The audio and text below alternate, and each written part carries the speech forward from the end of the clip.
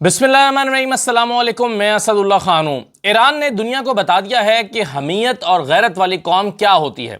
Iran ने बता दिया है कि आज़ाद कौम क्या होती है, जो अपने फैसले खुद कर सकती है, किसी के दबाव में आए बगैर कर सकती है, किसी को अपना वेंटिलेटर करार दिए बगैर फैसले कर सकती है।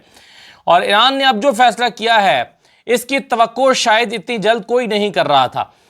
वो फैसला जो कौम की उमंगों के मुताबिक है, ईरान ने वो फैसला किया है जो उसकी अपनी कौम की उमंगों के मुताबिक है और मगरिब की उमंगों के मुताबिक नहीं है, अमेरिका की ख्वाहिशात के मुताबिक नहीं है।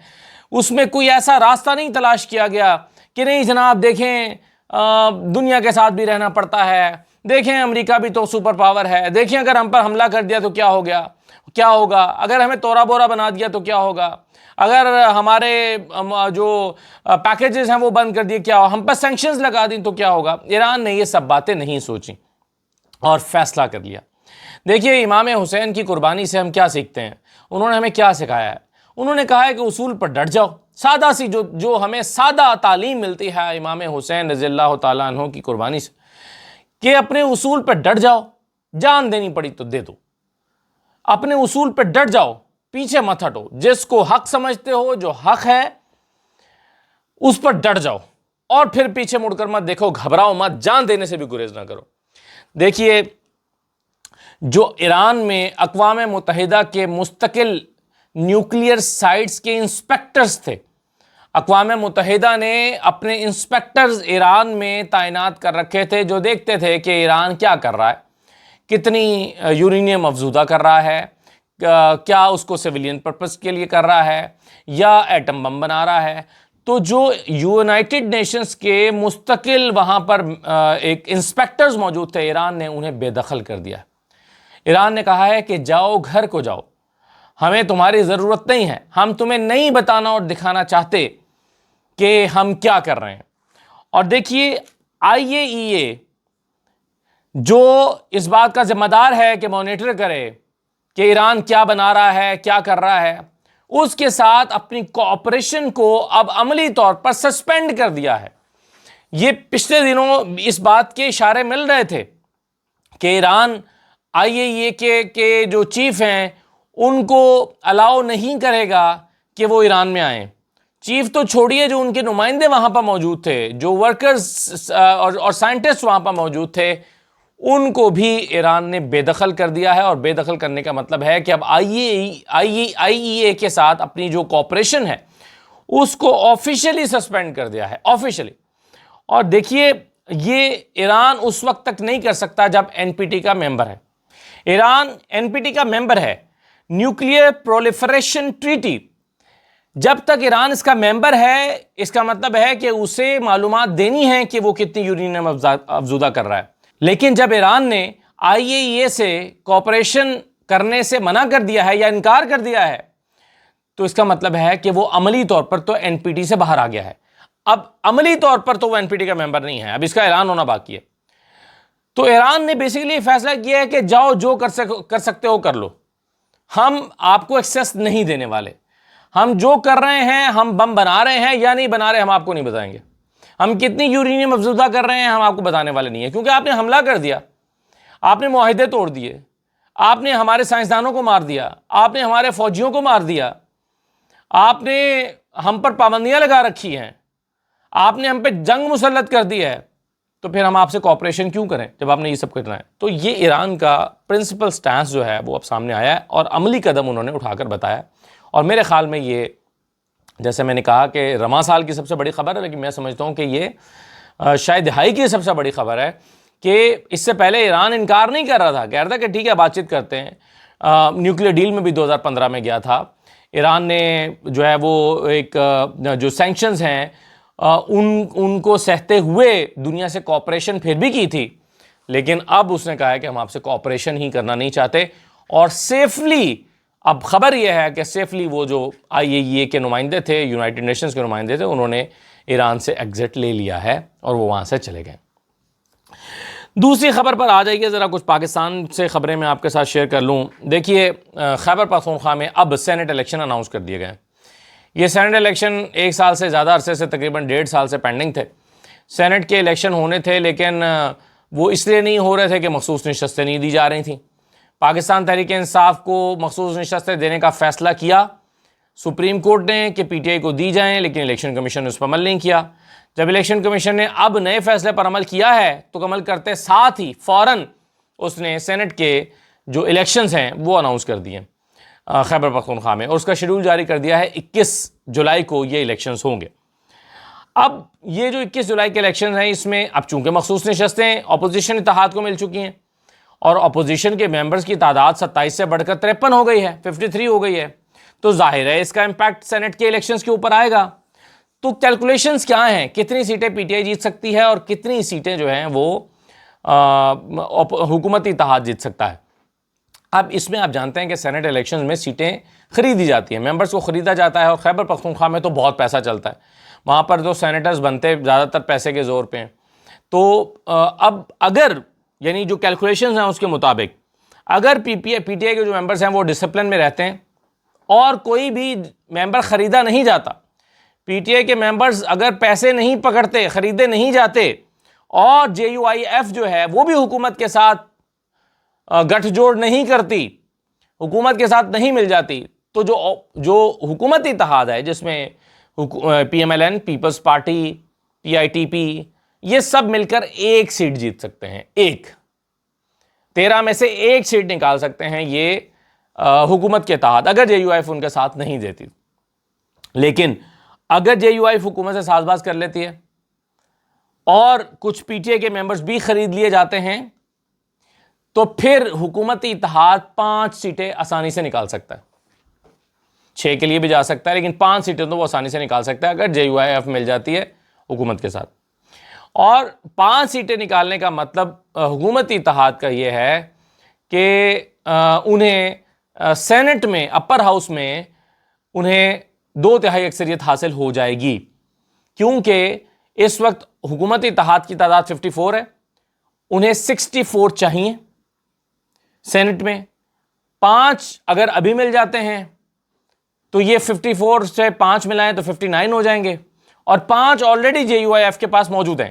اگر جے یو آئی ایف نون لیگ اور حکومت کے ساتھ مل کر یہ سینٹ کا الیکشن لڑتی ہے تو اس کا مطلب ہے کہ وہ سینٹ میں تو حکومتی اتحاد میں چلے گئے، تو پھر جے یو آئی کے اپنے جو آلریڈی 5 سینیٹرز موجود ہیں وہ بھی شامل ہو جائیں گے، تو 59 اور 5 64، تو 64 وہ جو نمبر ہے جو درکار ہے 2/3 اکثریت حاصل کرنے کے لیے سینٹ میں، وہ نمبر مل جائے گا۔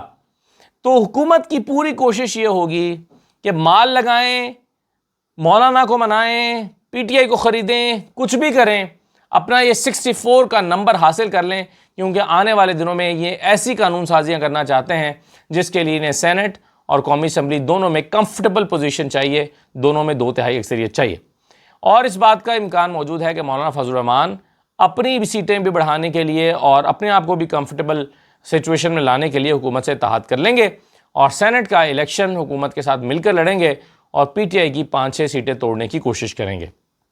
یہ الیکشن کمیشن کا بھی منصوبہ تھا۔ آپ جانتے ہیں کہ الیکشن کمیشن ایک 1.5 سال سے سپریم کورٹ کے فیصلے پر عمل درآمد اسی لیے نہیں کر رہا تھا کہ پی ٹی آئی کی سینٹ کی سیٹیں زیادہ نہ ہو جائیں، اور پی ٹی آئی کی سینٹ کی سیٹیں روکنے کے لیے وہاں پر الیکشن ہی نہیں کرائے گئے۔ اب وہاں پر جا کر 1 سال کے بعد جب آپ کی مرضی ہوئی تو الیکشن کرائے جا رہے ہیں۔ ڈاکٹر ثانیہ نشتر کی سیٹ خالی ہوئی ہے، اس کا الیکشن اس کے علاوہ ہونا ہے، تو ڈاکٹر ثانیہ نشتر کی سیٹ پر تو ظاہر ہے پی ٹی آئی آ جائے گی، کیونکہ وہ پی ٹی آئی کی سیٹ ہے، اسی لیے وہاں پر بھی ایک عرصے سے وہ سیٹ خالی ہوئی ہے۔ ثانیہ نشتر استعفیٰ دے چکی تھیں، لیکن وہاں پر الیکشن نہیں کرایا جا رہا تھا۔ میں پہلے بھی بتا چکا ہوں کہ تاج حیدر صاحب کی سیٹ پر فوراً الیکشن کرا دیا گیا جب ان کی وفات ہوئی، لیکن ان کی سیٹ پر الیکشن نہیں کرایا گیا، ڈاکٹر ثانیہ نشتر کی سیٹ پر۔ اور ڈاکٹر ثانیہ نشتر جو ہیں وہ اب ان کی سیٹ پر 31 جولائی کو یہ جاری ہوا ہے، اس کا شیڈول جاری ہوا ہے کہ 31 جولائی کو وہ وہاں پر الیکشن ہوگا، اور 21 جولائی کو پروفیسر ساجد میر کی سیٹ پر بھی ہونے جا رہا ہے۔ تو اب یہ سینٹ کمپلیٹ ہونے جا رہا ہے، سینٹ کے الیکشن ہونے جا رہے ہیں، لیکن اس کے لیے بھی جو تیاری ہے وہ مکمل کر لی گئی ہے۔ آج بھی اخبار میں خبریں لگی ہیں، ویڈیوز آ رہی ہیں، چھوٹے چھوٹے ٹکڑے کل سے سوشل میڈیا پہ گردش کر رہے ہیں کہ مریم نواز صاحبہ جو ہیں وہ گئی ہیں پاک پتن، اور پاک پتن میں جا کر انہوں نے بہت سرزنش کی ہے۔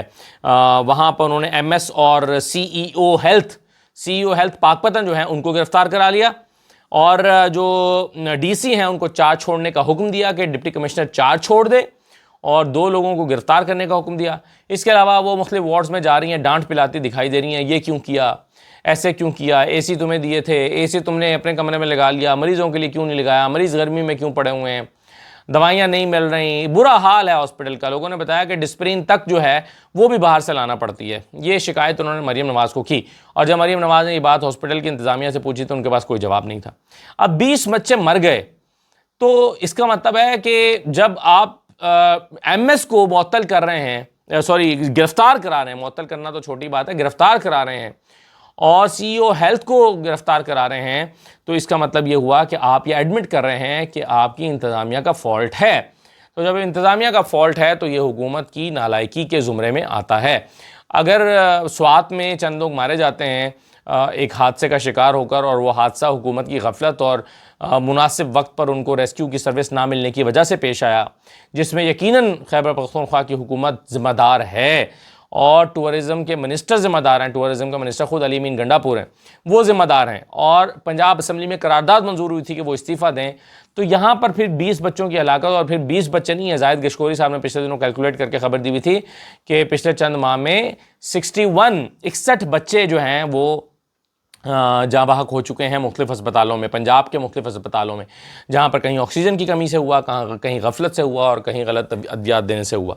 تو یہ سارا کچھ جو ہے وہ پنجاب میں ہو رہا ہے، لیکن مریم نواز ذمہ دار نہیں ہے، ایم ایس ذمہ دار ہے، ایم ایس کو گرفتار کیا گیا، مریم نواز ذمہ دار نہیں ہے۔ اور یہاں پر جو تھی لوکل انتظامیہ ذمہ دار نہیں تھی، بلکہ مریم نواز صاحبہ کی منسٹر انفارمیشن کے مطابق وزیر اعلیٰ ذمہ دار تھے، اور وزیر اعلیٰ کو ریزائن کرنا چاہیے۔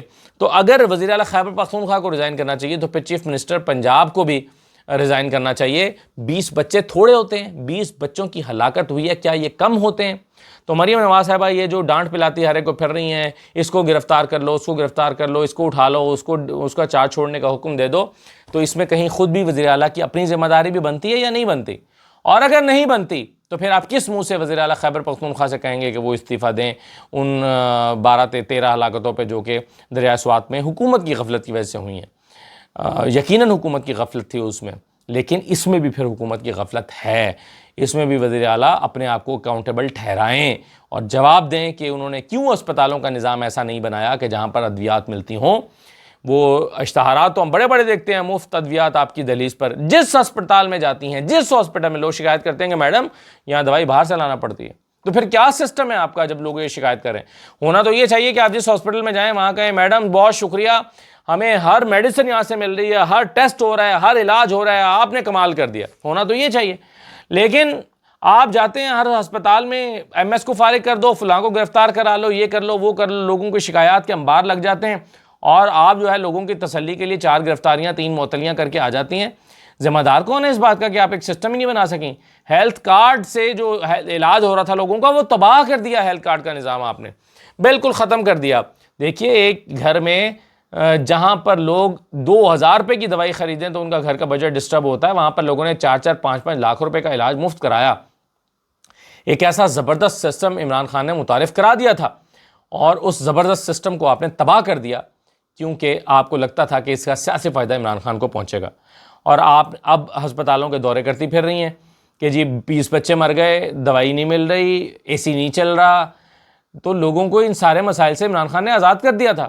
آپ نے عمران خان کا سسٹم تباہ کر کے ہیلتھ کا، اور اب آپ لوگوں کو ہسپتالوں میں ڈسپلن مہیا کرنے کے لیے دورے کرنے آپ کو پڑ رہے ہیں، اور پھر بھی وہ مسئلہ حل نہیں ہو رہا۔ ایک ہسپتال کا آپ دورہ کریں گے، کتنوں کا کریں گے؟ آپ نے 2705 ہیلتھ کے منصوبوں کا نام اپنے نام سے رکھ دیا، Maryam Nawaz district hospital, Nawaz Sharif district hospital, یہ فلاں D H Q, Maryam Nawaz D H Q, Maryam Nawaz dispensary, 2705 health کے اور دیگر منصوبوں کو آپ نے اپنے نام سے منسوب کر دیا، لیکن نتیجہ صفر، کوئی اس کا حل نہیں نکل رہا۔ عقیل ملک صاحب فرماتے ہیں کہ جی عمران خان جو ہیں وہ جیل میں ہماری وجہ سے نہیں ہے، عمران خان جیل میں 190 ملین پاؤنڈ کا ڈاکہ ڈالنے کی وجہ سے۔ عمران خان کیوں جیل میں ہے؟ دیکھیں عمران خان 190 ملین پاؤنڈ کے اپنے ساتھ لے گئے، 190 ملین پاؤنڈ جو حکومت کے خزانے میں آنے چاہیے تھے وہ سپریم کورٹ کے اکاؤنٹ میں آ گئے۔ عمران خان نے چلیے فیور دی ملک ریاض کو، ٹھیک ہے، اس حد تک بالکل صحیح ہے، لیکن کیا وہ 190 ملین پاؤنڈ عمران خان اپنے ساتھ لے گئے یا وہ سپریم کورٹ کے اکاؤنٹ میں ابھی بھی پڑے ہوئے ہیں اور اس پر پروفٹ ایڈ ہو کر زیادہ پیسے 190 ملین پاؤنڈ سے زیادہ وہ پڑے ہوئے ہیں؟ تو عمران خان نے کیسے ڈاکہ مارا؟ بیرسٹر عقیل ملک کہتے ہیں عمران خان 190 ملین پاؤنڈ کا ڈاکہ ڈالا ہے۔ ڈاکہ تو وہ ہوتا ہے کہ جہاں پر کوئی جو چوری کا مال ہے اپنے ساتھ لے جائے۔ عمران خان 190 ملین پاؤنڈ اپنے ساتھ لے گئے کیا؟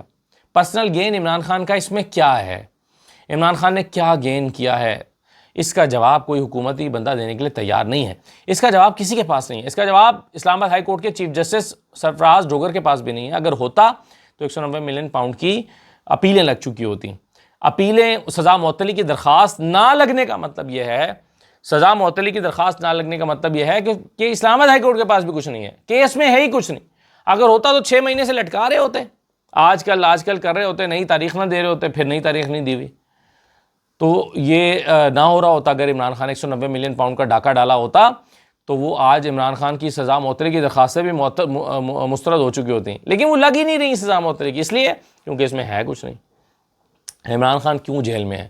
ویسے تو خیر میں اب اس بات کا قائل ہوتا جا رہا ہوں، اس پر کسی دن تفصیل سے بات کریں گے کہ عمران خان کو جیل میں ہونا ہی نہیں چاہیے تھا۔ عمران خان کو اگر جیل میں ڈال بھی دیا گیا تو عمران خان کو ملک سے باہر چلے جانا چاہیے تھا۔ کیوں میں کہہ رہا ہوں؟ یہ ڈیل نہیں ہے، یہ وہ نواز شریف کی طرح کے جلا وطنی نہیں تھی کہ نواز شریف باہر جا کے بیٹھ کے پیچھے خاموش ہو جاتے تھے اور ڈیلیں بنانے لگ جاتے تھے۔ یہ اس طرح کی جلا وطنی ہوتی جیسے امام خمینی نے کی تھی۔ امام خمینی جیل میں ڈال دیے گئے، پھر بعد میں جلا وطن ہو گئے تو باہر جا کے اپنا کام کرتے رہے، اپنے بیانات دیتے رہے، اپنی تقریروں سے اپنی کیسٹیں ریکارڈ کر کے دیتے رہے، پامفلیٹ چھاپتے رہے، اپنی تقاریر کرتے رہے۔ اس سے لوگوں کے اندر ایک جذبہ پیدا ہوتا رہا، انقلاب کی راہ ہموار ہوتی رہی اور پھر وہ 5 سال کے اندر انقلاب برپا ہو گیا۔ یہ جلا وطنی لینن کی طرح ہوتی کہ جنہوں نے جلا وطنی اختیار کر کے انقلاب کی راہ ہموار کی تھی۔